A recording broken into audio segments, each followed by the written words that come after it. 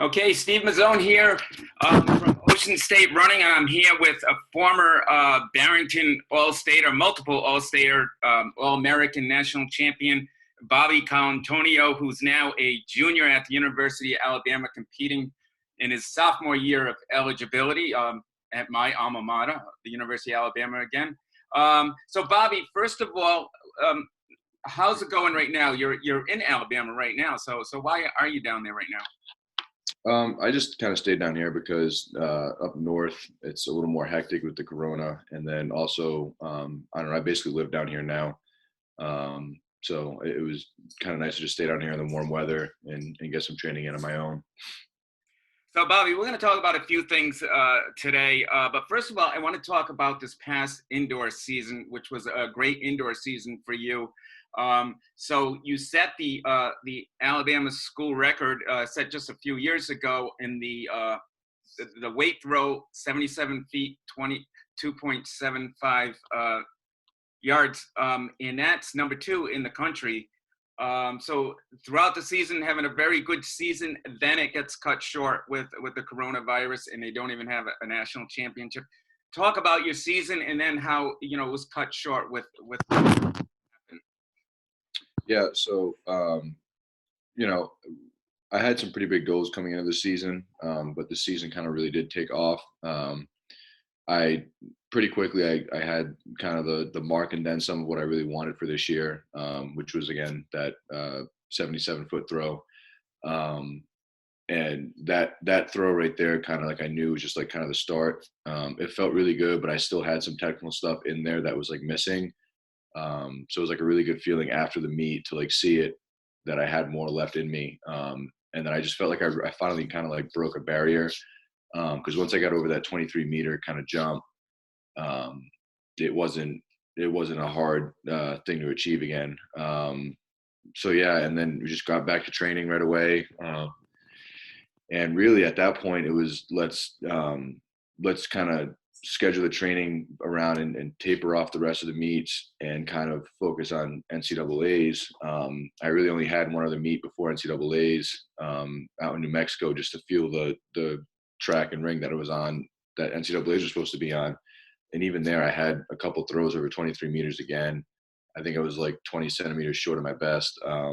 So, I was definitely in a new mode, and I was pretty amped about it. So going to NCAAs, I mean, the goal was to win the thing basically. It would have been a little bit of not a stretch, but it would have been, hard. It would have been, I would have had to really show up there because the person who was in first, has been around a while, has a lot of experience, has had quite a few throws over 24. So, it would have been a good shootout, I think. And that was kind of basically the goal going into that meet, was just to try and win it. So Bobby, my guess is you could sense that it was going to get canceled with the news on a daily basis. How did you handle it once you heard the news? I know it's probably pretty devastating. Yeah. So, I mean, I was like reading stuff and updating. I was like, surely they're not going to like cancel anything or whatever. And then like I saw stuff was canceling, and I was like, man, this is getting kind of serious now. And because we were there for like a week before the meet even started, and it wasn't until the night before the meet started, they basically just released the thing, the NCAA and stuff like that. Our head coach got a call, and they canceled it. It was done. And it was tragic. I kind of was in shock. I didn't really believe it, and like I think I saw it on Twitter first, and I think I saw like the NCAA sent out a tweet saying that they were canceling like winter championships. Or, I'm sorry, spring championships and stuff like that. And I was like, no way. And then sure enough, we got like, I think it was about 5 minutes later, we got like a group text from our head coach. And we had a meeting just in his room, all the athletes together. And, they kind of just like broke the news and just said what was going on. Yeah, I mean, it was, everyone in the room was kind of just totally ripped to shreds. I felt bad for the seniors, especially because, it's their last, year, and they made NCAAs, and now they, their whole senior season, indoor and outdoor, is basically just done. So it's sad, but it kind of, I guess, had to be done just for the safety and the well-being of everyone. but yeah, I mean, I like though how our coach, because our coach brought us all in together in his room and kind of like sat us down and had like a big talk. And I think it really helped the spirits of everyone else. And just, because I will say one of my favorite parts about being in Alabama is we really are like a family, and we really like take care of each other. But it was nice when you brought us in there and kind of just sat us down and talked to us about it. Now, Bobby, you inspired us throughout your high school years, a three-time indoor state champ, a three-time outdoor hammer state champ, and indoor state champ in the weight throw, All-American. But I think in particular, you really inspired us what happened after you got out of high school. So after you got out of high school, your first week at Alabama, you get diagnosed with cancer and a stage 4 Ewing sarcoma cancer. So talk about that, getting hit with that news. I mean, you're running a high getting into Alabama, and then you get this news, this devastating news. But from all the stories I read, from talking with your coach, you handled it just like an athlete would, and you were determined to beat it, and which you did. So you talk about that, Bobby, getting that news and moving forward. Yeah. So again, it was my senior year of high school. It was right in August. I actually just finished up World Juniors in Poland, and after that meet, I came home, and that was like beginning of August, and I pretty much took some time off because it was only like a week or two until I would come down to Alabama. And then yeah, so I came down here. I moved in, was ready to start my freshman year. My dad drove down with me, and we so I had really bad leg pain and hip pain throughout my whole senior year that I competed with. And through a lot of ibuprofen and just kind of like talking myself out of the pain and saying like, it's really not that big of a deal. We found out that when I came down here, we had imaging and stuff like that. We found out that I did have a tumor on my femur, and the doctors didn't think that it was. They did think it was cancerous. I'm sorry, and so at that point, they scheduled stuff down in Rhode Island, and I immediately, as soon as I got everything moved in, unpacked everything and packed my car. Me and my dad drove back home to Rhode Island. And as soon as I got there, I just had an emergency biopsy surgery and kind of started that whole process. And yeah, so when they did all that, they found out that I was diagnosed with stage 4 Ewing sarcoma. The primary tumor was on my femur. It took up a good majority of my femur, and then it had spread to other sites. So I had my whole left hip was compromised. I had 2 lesions on my right femur as well, and then 4 more lesions in my lungs. So it was pretty aggressive. And then from then on, it was just they scheduled me for the treatment, all that. And then I finished up all the inpatient stuff here in Rhode Island, like in July of 2017. So it was basically about a year of treatment in Rhode Island. And then in August of 17, I came back to Alabama to start school up again, but I still had treatment to finish down here that got transferred to a children's hospital in Birmingham, not too far from here. But yeah, so that was kind of just my timeline of everything. But yeah, I mean, when I got diagnosed, it was hard. I mean, I remember the room in our sports medicine clinic, and I remember when Dr. Robinson, the guy here, came and just broke the news to me and my dad. It was pretty tough. I kind of was in like shock. I didn't really believe it. I didn't know what was going on. And then, like I said, we came back home and I was just kind of rapid fire. Things just started happening one after another. And there was no way to kind of like plan or figure anything out. So I kind of just took a step back, relaxed, and just tried to tackle every day one at a time and like a task at hand, as it came. So I didn't try to really think about tomorrow, what tomorrow would bring. I would just look at, okay, right now, today, I have to do this and get through that. And I just did that every single day throughout the whole process. And I think a lot of that comes just from like being an athlete, just because like, I'm so used to just being under high stress and put in like awkward situations that you can't do is control what you can control. And basically just tackle the task at hand.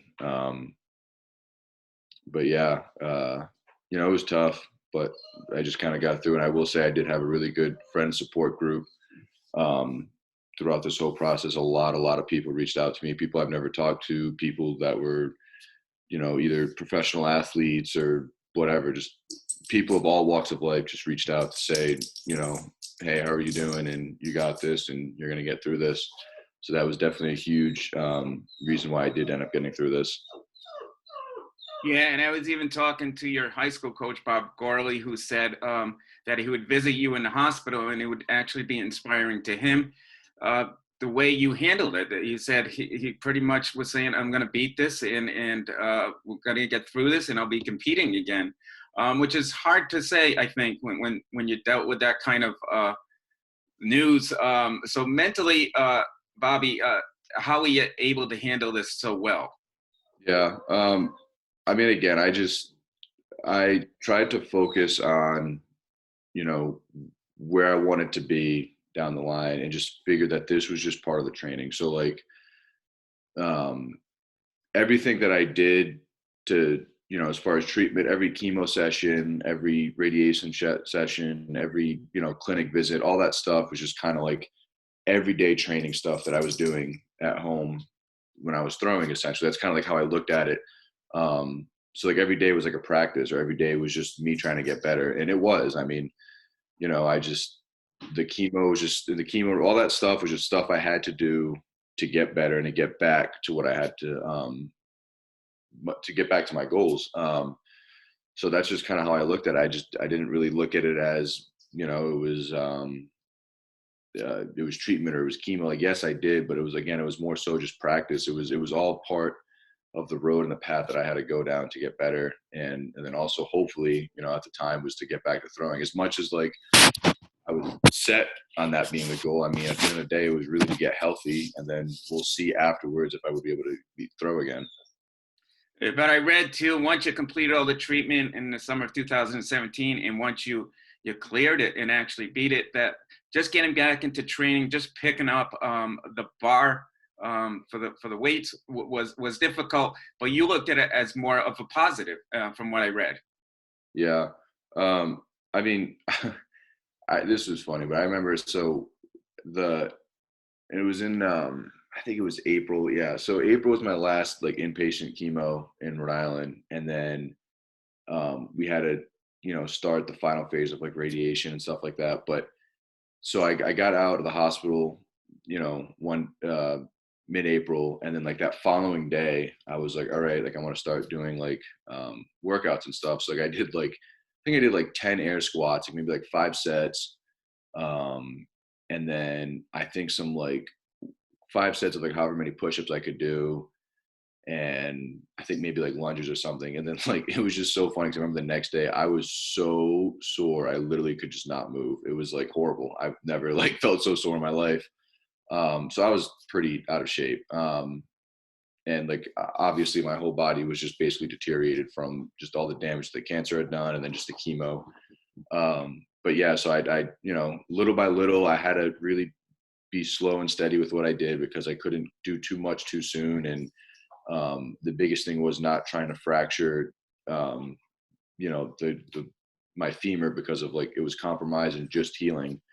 So we went slow, but yeah, I mean, I remember, you know, just picking up the bar eventually in the gym for the first time and just doing some like overhead squats and just regular squats. It felt great. I mean, it felt like I had never left. And I was just super, super pumped. And like, especially when I got the bar in my hands and stuff like that, then I really got like super, super anxious and like just kind of like full of adrenaline and like ready to go. So that kind of just carried on every day too, which is good. So January 11th of last year was your first meet that you were able to actually compete. What meet was that? That was just an opener meet we usually go to. It was down in Birmingham, the UAB Blazer Invite. And when could you sense that, you know what, I'm going to get back to where I was? Was it this meet, or was it later, or was it earlier? When did you sense that, you know what, I'm going to get back? It's happening. Yeah. I mean, so I was training on my own for a little bit or for a while actually when I got down here. And then eventually, like when I figured out that I could kind of make a comeback for this, I asked the coaches to be able to come back on the team and all that. And then we had to do on our end to try and get my eligibility back and get me back going. And yeah, so I mean, that first meet, I had no idea what to expect. I mean, I just, wanted to go there and just have fun and be able to compete. It doesn't matter how far I throw really. But even that meet, like I showed up and I had like a pretty good day. I threw like 70 feet basically. It was like 69 something, which is like pretty good. And especially being like a freshman, like that was good. And at that point I was like, yeah, like I definitely want to try and make, NCAA indoors and progress onwards. So all season I just strived for that. And I did. I made NCAA indoors and outdoors. Was all American in both. And, really after that first meet started it, but then after that whole season, I definitely knew that, yeah, we're on a roll here. We're gonna keep this moving because I felt very confident after that first season that I would be able to come back and be even better than I was before. And Bobby, definitely inspirational. But we're going to talk about your high school season, your high school years. I mean, like I said, you're winning a state championship as just a sophomore. Talk about your days or your years work competing for Barrington as a weight thrower. Could you sense right away that your freshman year that this was something that you were going to excel in, like you did? Yeah. So, I mean, I was like new to the sport. Like my dad had done it in high school. Actually, a fun fact: we're the only like father-son duo to like win a state championship. Both in like he won one and then I won some, which is pretty cool. Yeah, so I knew about the sport, but then I just started it as a freshman in high school, and I started off as every freshman did, pretty low in the distance and technical model, but I just kept chugging at it, and then eventually I was seeing good results, and yeah, I mean, pretty early on I did have some good success, and I think that fueled me to get better and want more. But yeah, I mean, I knew after I think my freshman year as that's really what I wanted to do, because once I finished up and I fell actually in outdoor, I fell like within 4 inches of Connor McCullers like freshman record at the time. And at that point I was like, yeah, I kind of want to put my life into this and you know be the best that I can. And that kind of just fueled me for the years on to just keep trying and pushing ahead. Yeah, and how about competing on a team like Barrington? You have a coach in Barb Gorley, who's probably one of the best coaches in the country, and then also having a teammate like Adam Kelly, who was a national champion. I think he eventually finished second, right, and as a collegiate weight thrower for Princeton. Talk about competing with Adam too for a few years at Barrington. Yeah, I mean, that was so because even my freshman year we had Charlie still, and Right. it was good to be around them, and it definitely kind of like it was nice to be essentially like, especially my freshman year, just kind of like have something to look up to and have something to strive for. And it was good because then as the better I got and the better they got, like it was starting to become a competition, like in practice and stuff. It was good because it just keeps you it keeps you on your toes, and it makes you do better, because not because I'm trying to outthrow them every day, but because we're at a high level and we're all practicing together and we're all trying to be better, and we're like staying on top of each other to be the best. And then yeah, Coach Gorley was out there every single day with us, rain, snow, or shine, and he really made it great because like he had a really good setup at Barrington. We were very fortunate for that, and he had like a nice equipment shed that we had like a bunch of implements in that he all bought. And he took really good care of us, like with anything we needed from MF, like if we needed shoes or gloves or whatever. And he knew everything too. Like he found the best gloves, the best shoes. And he would do everything for us as far as like implements and coaching. So he was great to have. And he did a lot for the sport, not even just for Barrington, but just as a whole throughout the whole country. I mean, anyone that knows Hammer knows Bob Gorley. You have to. So yeah, I mean, it was a great experience. I loved working with them every single day. It was amazing. But you had not only your teammates, but you had a competition in Rhode Island in general, who's always like occupying a good amount of the podium at these national meets. So yeah, talk about not only competing with your own teammates, but always having that competition in Rhode Island that still continues today, where we've had some of the top weight throwers in the country recently. Yeah, I was very fortunate for that because again, just like at my high school in itself, practicing with people who are of your level or close to what you want to be, it's good because it keeps you on your toes. It makes you do the right things. It makes you really pay attention to little details, so that way you can be better than everyone else and keep striving for what you want to strive for. So Bobby, again, I'm going to jump forward again. So you were not only competing for to do well nationally as a collegiate, but you were also competing to possibly make the Olympic trials, get into the Tokyo Olympics, which obviously was postponed another year. Talk about that. To me, maybe getting that extra year is actually maybe a benefit for you. Would you look at it that way, or would you look at it that it was kind of devastating news for you because you felt like you were on this year? Yeah, so I definitely was ready to go for the Olympic trials, and we had scheduled that, the training around that, especially in outdoor and stuff like that. So we were, on our end, we were super ready to go, and it was going to be really fun. I thought I would have had a great performance there, and I'll be honest with you, I think there is a silver lining in this because the first thing I thought was, okay, are the Olympics going to get postponed? And if they did, I'd want them to be this year, but at the end of the day, it just allows me, and to be honest, all the other athletes too, just another year of development to get better. But for me specifically, yeah, I mean, I'll take it because I need all the reps that I can right now, and I'm still kind of behind the eight ball, as far as because of what I went through. I'm trying to get back, and the thing right now is just lacking reps and time. And in my sport, it takes years and reps to get under your belt for you to progress. So yeah, I mean, I'll definitely this year, in a way of it being postponed, is kind of a blessing. I know it's kind of weird to talk about because people are sick and stuff like that, but as far as the Olympics being postponed, that definitely helps out because again, I just have another year of development, another year to get better. So that just makes Tokyo that much more obtainable now, in a year from now, because we didn't know where we had outdoor goals, but we don't know what it was, what I would have done, obviously. But I had seen some pretty good training this year, and again, just like indoor, we had set a goal, but I surpassed that goal pretty quick on, and it was you don't know what you're going to do during a year, so the best thing is just to keep aiming high and just let it happen. Yeah, and I saw the video of you throwing that school record, and you were pretty pumped. Talk about that feeling, getting that after all you've been through.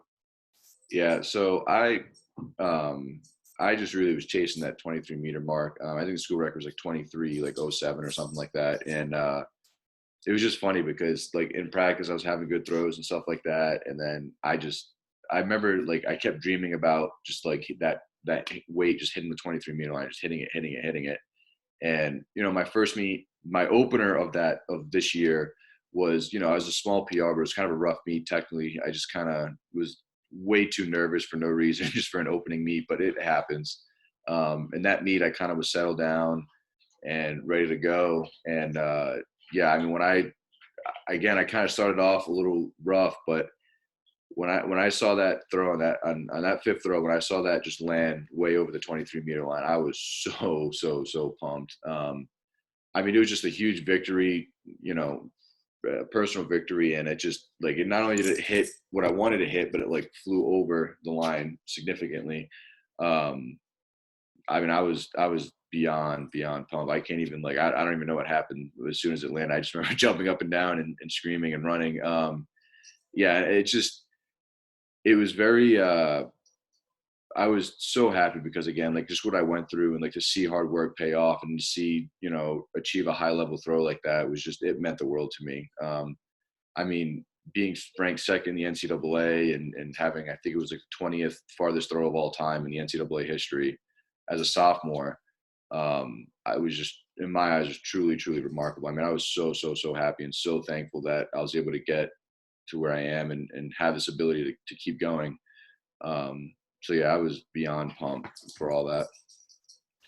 And Bobby, we're obviously inspired by what you did in high school, what you're doing in college, what you did throughout the cancer treatment and everything else. What's some inspirational words you can give to some of those high school athletes out there right now to inspire them? Yeah, I mean, I would say it perseverance, just above anything else, no matter what you do, is just, you know, write goals down, check those goals off, make a plan for everything you do, and just every day, just tackle the task at hand. I mean, that just goes for anything you do, whether it's a job or sports or whatever. You just have to set goals. You have to just keep striving for them and don't stop. I mean, if you see a little hiccup in the road or whatever, it looks like you're having a bad day, like it's just one day and a lot of days to come. So it's in retrospect, it's really not a big deal. You just have to keep, you know, pushing forward and not get down on yourself. I mean, there's so many days that, you know, in high school, I thought was the end of the world where it's like, oh, I'm having a really bad day. Like, forget it. I'm not going to throw far or whatever. I think it was, matter of fact, it was the junior championships. I had like the worst week of practice of my life. Like, and I went there and won it and threw a PR. Like, it's just, you don't, you know, this sport's very finicky and you never know. So you just can't get overwhelmed by things and just, you just got to keep pushing forward just in anything you do. Well, Bobby, I really appreciate you taking the time to talk to us today about your story. And we wish you the best of luck in the years ahead. But definitely, you've been an inspiration for me, for everyone, by what you've done. Not only, like I said, not only in the circle, but what you've done beyond that. What you've done by coming back from this cancer and showing us that, you know what, nothing's going to stop you. So again, I appreciate you taking the time. Enjoy your time down in Alabama. I definitely had some fun down there when I was down there as well back in the early 80s. I'm showing my age. But thanks again. Yeah, of course. And again, I mean, I really do. I wouldn't be able to get where I am today without the support that I have. Because, like I said, I mean, people from all over just reached out to me, and that was kind of like the biggest thing. And I can't express my thanks enough to that. Just for simple texts or messages or whatever, that was huge, huge in my path to recovery. Thanks again, Bob. I Yep. appreciate it. Thank you.